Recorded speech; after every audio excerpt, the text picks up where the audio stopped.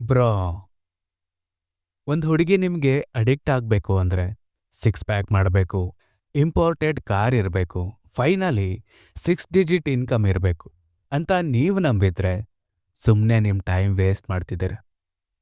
ಇದು ನೆಗೆಟಿವ್ ವಿಷಯ ಅಲ್ಲ ಬ್ರೋ. ಇಲ್ಲಿ ತುಂಬಾ ಜನ ಪುರುಷರು ತುಂಬಾ ಕಷ್ಟಪಟ್ಟು ಕಲಿಯುವಂಥ ಪಾಠ ಇದು. ನೀವು ಜಿಮ್ನಲ್ಲಿ 5 ವರ್ಷ ಕಳಿಬೋದು, ದುಡ್ಡನ್ನ ಗುಡ್ಡೆ ಹಾಕ್ಬೋದು, ಒಳ್ಳೆ ಬಟ್ಟೆ ಖರೀದಿಸ್ಬೋದು, ಬೆಟರ್ ಹೇರ್ ಕಟ್ ಮಾಡಿಸ್ಕೋಬೋದು, ಇಡೀ ನಿಮ್ಮ ಲೈಫ್ ಸ್ಟೈಲ್ನೇ ಬದಲಾಯಿಸ್ಕೋಬೋದು. ಆದರೂ ಕೂಡ ಇನ್ನೂ ನೀವು ಹೆಣ್ಮಕ್ಳಿಗೆ ಇನ್ವಿಸಿಬಲ್ ಆಗಿದ್ದೀರ. ಅವರು ನಿಮಗೆ ಸ್ಮೈಲ್ ಕೊಡ್ಬೋದು, ನಿಮ್ಮ ಜೊತೆ ಫ್ಲರ್ಟ್ ಮಾಡ್ಬೋದು, ಕೆಲವರು ನಿಮ್ಮ ಜೊತೆ ಡೇಟ್ ಕೂಡ ಮಾಡ್ಬೋದು. ಬಟ್ ಡೀಪ್ ಡೌನ್ ನಿಮಗೆ ಗೊತ್ತಾಗುತ್ತೆ ಶಿ ಈಸ್ ನಾಟ್ ಇನ್ವೆಸ್ಟೆಡ್ ಅಂತ. ನೀವಲ್ಲಿಂದ ಹೊರಟ ಮೇಲೆ ಅವಳು ನಿಮ್ಮ ಬಗ್ಗೆ ಯೋಚನೆ ಮಾಡಲ್ಲ ಅಂತ, ಅವಳೇ ಮೊದಲು ಮೆಸೇಜ್ ಮಾಡಲ್ಲ ಅಂತ, ಅವಳಿಗೆ ನಿಮ್ಮ ಮೇಲೆ ಗೀಳಿಲ್ಲ ಅಂತ. ಅಂಡ್ ವರ್ಸ್ಟ್ ಪಾರ್ಟ್ ಏನು ಗೊತ್ತಾ? ನೀವು ಬೇರೆ ಯಾರೋ ಒಬ್ಬನ್ನ ನೋಡ್ತೀರ, ಅವನೊಂದಿನಾನು ಜಿಮ್ಮಿಗೆ ಹೋಗಿರಲ್ಲ, ಅವನಲ್ಲಿ ಸ್ಪೆಷಲ್ ಆಗಿರೋ ಅಂಥದ್ದು ಏನೂ ಕಾಣಲ್ಲ. ಆದರೆ ಅದು ಹೇಗೋ ಹುಡುಗಿರು ಅವನ ಹಿಂದೆನೇ ಬಿದ್ದು ಸಾಯ್ತಿರ್ತಾರೆ, ಅವನ ಜೊತೆ ತುಂಬಾ ನಗ್ತಿರ್ತಾರೆ, ಎಮೋಷ್ನಲಿ ಓಪನ್ ಅಪ್ ಆಗ್ತಿರ್ತಾರೆ. ಒಂದು ವೇಳೆ ಅವನು ವಾಪಸ್ ಮೆಸೇಜ್ ಮಾಡದೇ ಇದ್ದಾಗ ಜಲಸ್ ಫೀಲ್ ಆಗ್ತಾರೆ. ಅಂಡ್ ನೀವು ಎಲ್ಲೋ ಒಂದು ಕಡೆ ಕೂತ್ಕೊಂಡು ಯೋಚನೆ ಮಾಡ್ತಿರ್ತೀರ, ಇದು ಹೇಗೆ ಸಾಧ್ಯ ಗುರು, ನಾನು ಪ್ರತಿಯೊಂದನ್ನು ಸರಿಯಾಗೇ ಮಾಡಿದ್ದೀನಲ್ಲ ಅಂತ. ಆದರೆ ಇಲ್ಲಿ ಪೇನ್ಫುಲ್ ಟ್ರೂತ್ ಏನು ಗೊತ್ತಾ? ನೀವು ಎಲ್ಲದನ್ನು ಸರಿಯಾಗಿ ಮಾಡಿದ್ರೂ ಕೂಡ ಅವಳು ಬಯಸುವಂಥ ವ್ಯಕ್ತಿ ಆಗೋದಕ್ಕೆ ಸಾಧ್ಯ ಇಲ್ಲ. ಯಾಕಂದ್ರೆ ಹೆಣ್ಮಕ್ಳು ನೀವು ಅವರಿಗೆ ತೋರ್ಸೋ ವಿಷಯಗಳನ್ನು ನೋಡಿ ನಿಮಗೆ ಅಡಿಕ್ಟ್ ಆಗಲ್ಲ. ಅವರು ನಿಮ್ಮ ಸುತ್ತ ಇರಬೇಕಾದ್ರೆ ನೀವು ಅವರಿಗೆ ಹೇಗೆ ಫೀಲ್ ಮಾಡಿಸ್ತೀರ ಅದಕ್ಕೆ ಅಡಿಕ್ಟ್ ಆಗ್ತಾರೆ. ಮತ್ತೆ ಆ ಭಾವನೆನ ಸೃಷ್ಟಿ ಮಾಡೋ ವಿಷಯ ಯಾವುದು ಅನ್ನೋದು ನಿಮಗೆ ಅರ್ಥ ಆಗದೇ ಇದ್ರೆ ನಿಮ್ಮ ಎಲ್ಲ ಪ್ರಯತ್ನಗಳು ನಿಮ್ಮನ್ನ ಮತ್ತೆ ಅದೇ ಜಾಗಕ್ಕೆ ಕರ್ಕೊಂಡು ಹೋಗ್ತಾನೆ ಇರ್ತವೆ.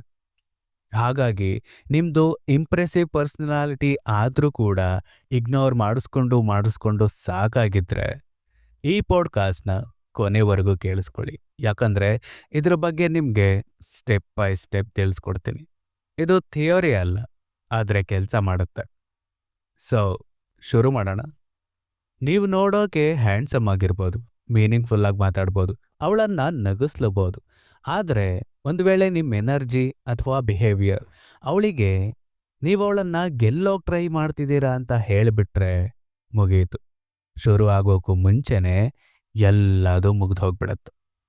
ಯಾಕಂದರೆ ಹೆಣ್ಮಕ್ಳು ಅವರ ಮನವೊಲಿಸೋ ಪ್ರಯತ್ನ ಮಾಡ್ತಾರಲ್ಲ, ಅಂಥ ವ್ಯಕ್ತಿಗೆ ಅಡಿಕ್ಟ್ ಆಗಲ್ಲ. ಮನವೊಲಿಸೋಕೆ ಪ್ರಯತ್ನ ಕೂಡ ಮಾಡಲ್ವಲ್ಲ, ಅಂಥ ವ್ಯಕ್ತಿಗೆ ಮಾತ್ರ ಅಡಿಕ್ಟ್ ಆಗ್ತಾರೆ. That's the difference. ಆದ್ರಿಂದ ಬ್ರೋ, ನೀವಿನ್ನೂ ಕೂಡ ಅವಳನ್ನು ಇಂಪ್ರೆಸ್ ಮಾಡೋಕೆ ಪ್ರಯತ್ನ ಪಡ್ತಿದ್ರೆ ನೀವು ಆಲ್ರೆಡಿ ಅವಳನ್ನು ಕಳ್ಕೊಂಡ್ಬಿಟ್ಟಿದ್ದೀರ. She can feel it. ನಿಮ್ಮ ಟೋನಲ್ಲಿ, ನಿಮ್ಮ ಪೋಸ್ಚರಲ್ಲಿ, ನಿಮ್ಮ ಐ ಕಾಂಟ್ಯಾಕ್ಟಲ್ಲೇ ಅವರಿಗೆ ಪ್ರತಿಯೊಂದು ಗೊತ್ತಾಗ್ಬಿಡತ್ತೆ. ನಾನು ಕಾನ್ಫಿಡೆಂಟ್ ಪರ್ಸನ್ ಅಂತ ನೀವು ಅನ್ಕೊಂಡಿರ್ಬೋದು, ಆದರೆ ಆ ಕಾನ್ಫಿಡೆನ್ಸ್ ನಿಮ್ಮ ಹತ್ರ ಇರೋ ದುಡ್ಡು, ನಿಮಗಿರೋ ಅಟೆನ್ಷನ್ ಅಥವಾ ನಿಮ್ಮ ಸ್ಟೇಟಸ್ಸಿಂದ ಬಂದಿದ್ರೆ ಇಟ್ಸ್ ಫೇಕ್. ಅವಳಿಗೆ ಅದೂ ಕೂಡ ಗೊತ್ತಾಗುತ್ತೆ.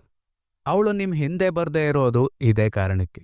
ಅವಳು ನಿಮ್ಮ ಜೊತೆ ಎಮೋಷನಲಿ ಓಪನ್ ಅಪ್ ಆಗದೆ ಇರೋದು ಇದೇ ಕಾರಣಕ್ಕೆ. ಅವಳು ನಿಮ್ಮನ್ನು ಉಳಿಸ್ಕೊಳ್ಳೋದಕ್ಕೆ ಪ್ರಯತ್ನ ಪಡದೇ ಇರೋದು ಕೂಡ ಇದೇ ಕಾರಣಕ್ಕೆ. ನೀವು ಪರ್ಫಾರ್ಮ್ ಮಾಡ್ತಿದ್ದೀರಾ, ಅವಳು ನೋಡ್ತಿದ್ದಾಳೆ, ಆದರೆ ಅವಳು ಎಮೋಷ್ನಲಿ ಇನ್ವಾಲ್ವ್ ಆಗಿಲ್ಲ.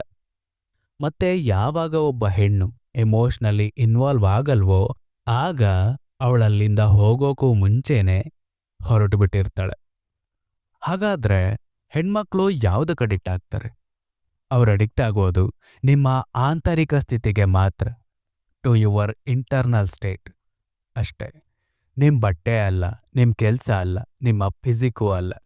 ಅವರು ನಿಮ್ಮ ಜೊತೆಲಿರೋವಾಗ ಅವರಿಗೆ ನೀವು ಯಾವ ರೀತಿ ಫೀಲ್ ಮಾಡಿಸ್ತೀರ ಅದಕ್ಕೆ ಅಡಿಕ್ಟ್ ಆಗ್ತಾರೆ. ಮತ್ತೆ ಆ ಭಾವನೆನ ಸೃಷ್ಟಿಸೋ ಏಕೈಕ ಮಾರ್ಗ ಅಂದರೆ ಒಳಗಡೆ ಸಂಪೂರ್ಣವಾಗಿ ದೃಢವಾಗಿರೋದು, ಅನ್ಶೇಕಬಲ್, ಕಾಮ್, ಅನ್ಬಾದರ್ಡ್. ಅವಳ ದೇಹ ಸೇರೋದು ಇದೇನೆ. ನೀವಿಲ್ದೇ ಇರೋವಾಗ ಅವಳ ಮನ್ಸನ್ನ ನಿಮ್ಮ ಸುತ್ತ ಸುತ್ತೋ ರೀತಿ ಮಾಡೋದು ಕೂಡ ಇದೇನೆ. ಯಾಕಂದ್ರೆ ಇಲ್ಲಿ ತುಂಬಾ ಜನಕ್ಕೆ ಆ ಗಡ್ಸಿರಲ್ಲ. ಅವರು ಬೆನ್ನಡ್ತಾರೆ, ಓವರ್ ಎಕ್ಸ್ಪ್ಲೈನ್ ಮಾಡ್ತಾರೆ, ಅವರಿಗೆ ಹೊಂದ್ಕೋತಾರೆ. ಮತ್ತೆ ಅದು ಎಲ್ಲದನ್ನು ಕೊಲ್ಲತ್ತೆ. ಯಾಕಂದ್ರೆ ಒಬ್ಬ ಮಹಿಳೆ ನಿಮ್ಮನ್ನ ಒಂದು ನಿರ್ದಿಷ್ಟ ರೀತಿಲೇ ನೋಡ್ಬೇಕು ಅಂತ ನೀವು ಭಾವಿಸ್ತಿದ್ದೀರ ಅನ್ನೋದನ್ನ ಯಾವಾಗ ಸೆನ್ಸ್ ಮಾಡ್ತಾಳೋ ಆಗ ಅವಳು ಎಮೋಷನಲಿ ಚೆಕ್ಔಟ್ ಆಗ್ತಾಳೆ. ಬ್ರೋ, ಅವಳು ಎದುರು ನೋಡ್ತಾ ಇರೋದು ಅವಳು ಅವನ ಜೊತೆಯಲ್ಲಿದ್ರು ಇಲ್ದೇ ಇದ್ರು ಅವನು ಯಾರು ಅನ್ನೋದನ್ನ ತಿಳ್ಕೊಂಡಿರ್ತಾನಲ್ಲ ಅಂಥ ವ್ಯಕ್ತಿನ. ಮತ್ತೆ ಅದನ್ನ ಕೊಡೋಕೆ ನಿಮ್ ಕೈಯಲ್ಲಿ ಸಾಧ್ಯ ಆಗ್ಲಿಲ್ಲ ಅಂದ್ರೆ ಒಂದ್ ವೇಳೆ ನೀವವಳ ದೇಹ ಪಡಿಬೋದು, ಆದ್ರೆ ಅವಳ ಮನ್ಸ್ ಗೆಲ್ಲೋಕೆ ಸಾಧ್ಯನೇ ಇಲ್ಲ. ಮತ್ತೆ ನಿಮ್ ಕೈಯಲ್ಲಿ ಅವಳ ಮನ್ಸ್ ಗೆಲ್ಲೋಕೆ ಸಾಧ್ಯ ಆಗ್ಲಿಲ್ಲ ಅಂದ್ರೆ ನೀವು ಇಮ್ಯಾಜಿನ್ ಮಾಡ್ಕೊಳ್ಳೋದಕ್ಕೂ ಫಾಸ್ಟಾಗಿ ಅವಳು ನಿಮ್ಮನ್ನ ಮರ್ತ್ಬಿಡ್ತಾಳೆ. ಹಾಗಾದ್ರೆ ಅಂಥ ಎನರ್ಜಿನ ನೀವು ಹೇಗ್ ಡೆವಲಪ್ ಮಾಡ್ಕೋತೀರ? ತುಂಬಾ ಜನ ಕೇಳಿಸ್ಕೊಳ್ಳೋದನ್ನ ಸ್ಟಾಪ್ ಮಾಡೋದಿಲ್ಲ, ಯಾಕಂದ್ರೆ ಇದು ಕೇಳಿಸ್ಕೊಳ್ಳೋದಕ್ಕೆ ಅಷ್ಟು ಎಕ್ಸೈಟಿಂಗ್ ಅಂತ ಅನ್ನಿಸ್ದೇ ಇರೋ ಕಾರಣಕ್ಕೆ. ನಿಮ್ಮ ಸ್ವಂತ ನೋವು, ನಿಮ್ಮ ಸ್ವಂತ ಅಭದ್ರತೆಗಳು ಮತ್ತೆ ನಿಮ್ಮ ಸ್ವಂತ ಮೌನದ ಜೊತೆ ಕೂತ್ಕೊಳ್ಳೋ ಮೂಲಕ ನೀವದನ್ನ ಪಡಿತೀರ. ನೀವು ಜೋರಾಗಿ ಮಾತಾಡೋದನ್ನ ನಿಲ್ಲಿಸಿ, ಯಾವುದನ್ನೋ ಪ್ರೂವ್ ಮಾಡೋದಕ್ಕೆ ಟ್ರೈ ಮಾಡೋದನ್ನ ನಿಲ್ಲಿಸಿ, ಅಂಡ್ ನೀವು ಯಾರು ಅನ್ನೋದ್ರ ಬಗ್ಗೆ ಬೇರೂರೋದಕ್ಕೆ ಪ್ರಾರಂಭ ಮಾಡಿ. ಅದಕ್ಕೋಸ್ಕರ ನಿಮ್ಗೆ ಯಾರೂ ಸಹ ಚಪ್ಪಾಳೆ ತಟ್ತಾ ಇದ್ರು ಕೂಡ ವ್ಯಾಲಿಡೇಷನ್ ಹಿಂದೆ ಹೋಗೋದನ್ನ ನಿಲ್ಲಿಸಿ, ನಿಮ್ ಬಗ್ಗೆ ನೀವೇ ಎಕ್ಸ್ಪ್ಲೈನ್ ಮಾಡೋದನ್ನ ಕೂಡ, ಎಲ್ರೂ ನಿಮ್ಮನ್ನ ಇಷ್ಟಪಡೋ ರೀತಿ ಮಾಡೋಕೆ ಸೋಷಿಯಲ್ ಗೇಮ್ ಆಡೋದನ್ನ ನಿಲ್ಲಿಸಿ. ಯಾಕಂದ್ರೆ ಒಂದು ಸಲ ನೀವದನ್ನ ಸ್ಟಾಪ್ ಮಾಡಿದ್ರೆ ನಿಮ್ಮ ಎನರ್ಜಿಲಿ ಏನೋ ಒಂದು ಬದಲಾವಣೆ ಆಗುತ್ತೆ. ಈಗ ನೀವವಳ ಅಪ್ರೂವಲ್ಗೋಸ್ಕರ ಕಾಯ್ತಾ ಕೂರಲ್ಲ, ಅವಳ ರಿಯಾಕ್ಷನ್ ಹಿಂದೆ ಹೋಗಲ್ಲ, ನನ್ನೇ ಆಯ್ಕೆ ಮಾಡ್ಕೋ ಅಂತ ಕೇಳ್ಕೊಳ್ಳಲ್ಲ. You are just standing in yourself. And ಆ ಪ್ರೆಸೆನ್ಸ್, ಆ ಸ್ಟಿಲ್ನೆಸ್ ಇದೆಯಲ್ಲ, ಅದೇ ಅವಳನ್ನ ನಿಮ್ಗೆ ಅಡಿಕ್ಟ್ ಆಗೋ ರೀತಿ ಮಾಡುತ್ತೆ. ಈಗ ಇನ್ನೂ ಸ್ವಲ್ಪ ಡೀಪಾಗಿ ಹೋಗೋಣ, ಯಾಕಂದ್ರೆ ಇದು ನಿಮ್ಮನ್ನ ನೀವು ಹೇಗ್ ನಡೆಸ್ಕೋತೀರ ಅನ್ನೋದ್ರ ಬಗ್ಗೆ ಮಾತ್ರ ಅಲ್ಲ, ನಿಮ್ ಸುತ್ತ ಇರೋವಾಗ ಅವಳು ಹೇಗ್ ಫೀಲ್ ಮಾಡ್ತಾಳೆ ಅನ್ನೋದ್ರ ಬಗ್ಗೆನೂ ಕೂಡ. ಒಂದ್ ವೇಳೆ ಅವಳು ಎಮೋಷ್ನಲಿ ಸೇಫ್ ಫೀಲ್ ಆಗ್ತಿದ್ರು, ಸ್ವಲ್ಪ ಸಮತೋಲನ ತಪ್ಪಿದ್ರೂ ಕೂಡ ಆ ಅಡಿಕ್ಷನ್ ಪ್ರಾರಂಭ ಆಗ್ಬಿಡುತ್ತೆ. ನೀವು ಆಟ ಆಡ್ತಿರೋದ್ರಿಂದ ಅಲ್ಲ, ಅವಳು ಬಯಸ್ತಿರೋ ಕಂಟ್ರೋಲ್ನ ನೀವು ಅವಳಿಗೆ ಕೊಡ್ತಿಲ್ಲ ಅನ್ನೋ ಕಾರಣಕ್ಕೆ. ಆದ್ರೆ ಇಲ್ಲಿ ತುಂಬಾ ಜನ ಮೊದಲೇ ಕೊಟ್ಬಿಡ್ತಾರೆ. ಅವರೇ ಮೊದಲು ಮೆಸೇಜ್ ಮಾಡ್ತಾರೆ, ತುಂಬಾ ಪ್ರಶ್ನೆಗಳನ್ನ ಕೇಳ್ತಾರೆ, ತುಂಬಾ ಬೇಗನೆ ಓಪನ್ ಅಪ್ ಆಗ್ಬಿಡ್ತಾರೆ, ಮಧ್ಯೆ ಇರೋ ಕನೆಕ್ಷನ್ನ ಜೀವಂತವಾಗಿರಿಸೋಕೆ ತುಂಬಾ ಪ್ರಯತ್ನ ಪಡ್ತಿರ್ತಾರೆ. ಅಂಡ್ ಅದೇನ್ ಮಾಡುತ್ತೆ, ನಿಮ್ಮಲ್ಲಿರೋ ಮಿಸ್ಟರಿನ, ಆ ಟೆನ್ಷನ್ನ ರಿಮೂವ್ ಮಾಡುತ್ತೆ. ಅಂಡ್ ಇದೆಲ್ಲ ಯಾವಾಗಾಗುತ್ತೋ ಅವಳಿಗೆ ನಿಮ್ಮೇಲಿರೋ ಗೀಳು ಸಾಯುತ್ತೆ. ನೀವು ಅಸಭ್ಯವಾಗಿ ಬಿಹೇವ್ ಮಾಡಬೇಕಾಗಿಲ್ಲ, ದೂರ ಇಡಬೇಕಾಗಿಲ್ಲ.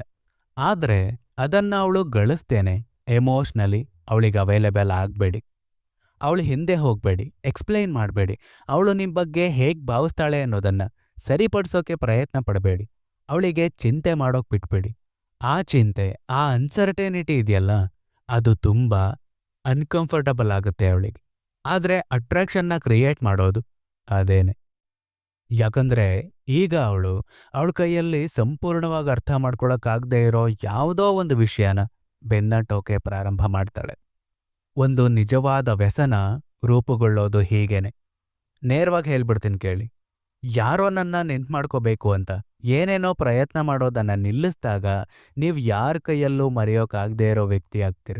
ಸರಿಯಾದ ವಿಷಯನ ಹೇಗೆ ಹೇಳಬೇಕು ಅಂತ ಯೋಚನೆ ಮಾಡೋದನ್ನ ನಿಲ್ಲಿಸ್ತೀರಾ, ಏನ್ ಪೋಸ್ಟ್ ಹಾಕ್ಲಿ ಅಂತ ಯೋಚನೆ ಮಾಡೋದನ್ನ ನಿಲ್ಲಿಸ್ತೀರಾ, ಅವಳು ನನ್ನ ಇಷ್ಟಪಡ್ತಿದ್ದಾಳೋ ಇಲ್ವೋ ಅಂತ ಯೋಚನೆ ಮಾಡೋದನ್ನ ನಿಲ್ಲಿಸ್ತೀರಾ. ಅವಳಿದ್ರು ಇಲ್ದೇ ಇದ್ರು ನಿನ್ ಜೀವನ ನೀನ್ ನಡೆಸ್ತೀಯ. ಯಾವಾಗ ನಿಮ್ ಎನರ್ಜಿ ಅವಳ ಕಡೆ ಇರಲ್ವೋ ಆಗ ಅವಳು ನಿನ್ನ ಬಗ್ಗೆ ಯೋಚನೆ ಮಾಡೋಕೆ ಶುರು ಮಾಡ್ತಾಳೆ. ಆಗ ನೀವು ಸ್ಕ್ರಿಪ್ಟ್ನ ಉಲ್ಟಾ ಮಾಡಿ. ಈಗ ನೀವು ಯಾರೋ ಬಂದು ನನ್ನ ಆಯ್ಕೆ ಮಾಡ್ಲಿ ಅಂತ ಕಾಯ್ತಾ ಕೂರೋ ವ್ಯಕ್ತಿ ಅಲ್ಲ. ಈಗ ಅವಳೇ ಯೋಚನೆ ಮಾಡ್ತಾಳೆ, ನಾನವನಿಗೆ ಸರಿಯಾದವಳಲ್ವಾ ಅಂತ. ಆ ಬದಲಾವಣೆ ಇದೆಯಲ್ಲ, ಅದು ಎಲ್ಲದನ್ನೂ ಬದಲಾಯಿಸುತ್ತೆ. ಆದರೆ ತುಂಬಾ ಜನ ಅದನ್ನ ಹಾಳು ಮಾಡೋದೋ ಇಲ್ಲೇ. ಅವಳಿಗೆ ತಗ್ಲಾಕೊಂಡ್ಬಿಡ್ತಾರೆ, ಭಯ ಪಡ್ತಾರೆ, ಪ್ಯಾನಿಕ್ ಆಗ್ತಾರೆ, ಅವಳನ್ನ ಸೆಕ್ಯೂರ್ ಮಾಡೋಕೆ ಪ್ರಯತ್ನ ಮಾಡ್ತಾರೆ, ತುಂಬಾನೇ ಅವೈಲೇಬಲ್ ಆಗ್ಬಿಡ್ತಾರೆ, ತುಂಬಾ ಎಮೋಷ್ನಲ್ ಆಗ್ತಾರೆ. ಆಗ ಅವರ ಚೌಕಟ್ಟು ಕುಸಿಯುತ್ತೆ. ಯಾಕಂದ್ರೆ ಕಂಟ್ರೋಲ್ ಮತ್ತೆ ಅವಳ ಕೈಗೆ ಬಂತು ಅಂತ ಅವಳು ಫೀಲ್ ಆದ ಕ್ಷಣನೇ ಗೀಳು ಅನ್ನೋದು ಕೊನೆಗೊಳ್ಳುತ್ತೆ. ಈಗ ಫೈನಲ್ ರೂಲ್ ಬಗ್ಗೆ ಮಾತಾಡೋಣ.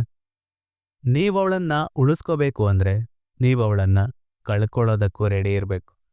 ಆದ್ರೆ ಇಲ್ಲಿ ತುಂಬಾ ಜನಕ್ಕೆ ಈ ಗಟ್ಸ್ ಇರಲ್ಲ. ಅವಳ ಚಿಲ್ರೆ ಅಟೆನ್ಷನ್ಗೋಸ್ಕರ ಒದ್ದಾಡ್ತಾರೆ, ಮತ್ತೆ ಪರ್ಫಾರ್ಮ್ ಮಾಡೋದಕ್ಕೆ ಶುರು ಮಾಡ್ತಾರೆ, ಬೆನ್ನಟ್ಟೋದಕ್ಕೆ ಶುರು ಮಾಡ್ತಾರೆ, ಅವಳ ಫೀಲಿಂಗ್ಸ್ನ ಮ್ಯಾನೇಜ್ ಮಾಡೋದಕ್ಕೆ ಮತ್ತೆ ಶುರು ಮಾಡಿಬಿಡ್ತಾರೆ. ಅಂಡ್ ಅವ್ರು ಬಿಲ್ಡ್ ಮಾಡಿದ್ದೆಲ್ಲ ಕೊಲ್ಯಾಪ್ಸ್ ಆಗತ್ತೆ. ಯಾಕಂದ್ರೆ ಅವಳು ಅಡಿಕ್ಟ್ ಆಗಿದ್ದು ನೀವು ಆಡಿದ ಪದಗಳಿಗಲ್ಲ, ನಿಮ್ಮ ಕಾರ್ಗಲ್ಲ, ಅಥವಾ ನಿಮ್ಮ ಲೈಫ್ ಸ್ಟೈಲಿಗಲ್ಲ. ಅವಳು ನಿಮ್ಮ ನಿಯಂತ್ರಣದಲ್ಲಿಲ್ಲ ಅನ್ನೋ ಭಾವನೆಗೆ ಅಡಿಕ್ಟ್ ಆಗಿದ್ಲು. ಆ ನಿಯಂತ್ರಣವನ್ನ ಅವಳು ಮತ್ತೆ ಅನುಭವಿಸಿದ ಕ್ಷಣ ಅವಳಲ್ಲಿಂದ ಹೊರಟು ಬಿಡ್ತಾಳೆ. ಕೊನೆಯದಾಗಿ ಇದರ ಸಾರಾಂಶ ಏನು ಅಂದ್ರೆ, ನೀವು ಫೇಮಸ್ ಆಗೋ ಅಗತ್ಯ ಇಲ್ಲ, ನೀವು ಪರ್ಫೆಕ್ಟ್ ಆಗೋ ಅವಶ್ಯಕತೆ ಇಲ್ಲ.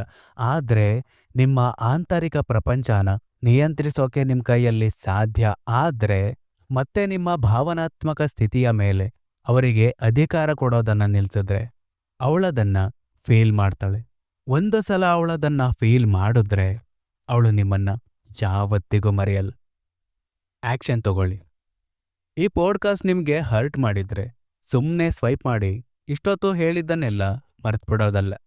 ನಾನು ಮತ್ತೆ ಅವಳ ಹಿಂದೆ ಹೋಗೋಕ್ ಶುರು ಮಾಡಿದ್ದೀನಿ ಅಂತ ನಿಮಗನ್ನಿಸ್ದಾಗ ಈ ಪಾಡ್ಕಾಸ್ಟ್ನ ಮತ್ತೆ ಬಂದು ಕೇಳಿ.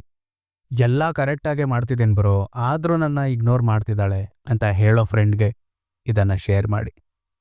ಅಂಡ್ ಅದಕ್ಕಿಂತ ಹೆಚ್ಚಾಗಿ ಇದನ್ನು ಯಾವಾಗಲೂ ನೆನ್ಪಿಟ್ಕೊಳ್ಳಿ, ಯಾವಾಗ ಅವಳನ್ನ ಇಂಪ್ರೆಸ್ ಮಾಡೋದನ್ನ ನಿಲ್ಲಿಸ್ತೀರೋ, ನನ್ನನ್ನೇ ಆಯ್ಕೆ ಮಾಡ್ಕೋ ಅಂತ ಕೇಳ್ಕೊಳ್ಳೋದನ್ನ ನಿಲ್ಲಿಸ್ತೀರೋ, ಅವಳ ಬದಲು ನಿಮ್ಮನ್ನ ನೀವು ಆಯ್ಕೆ ಮಾಡ್ಕೋತೀರೋ, ಆಗ ಅವಳು ನಿಮ್ಗೆ ಅಡಿಕ್ಟ್ ಆಗ್ತಾಳೆ.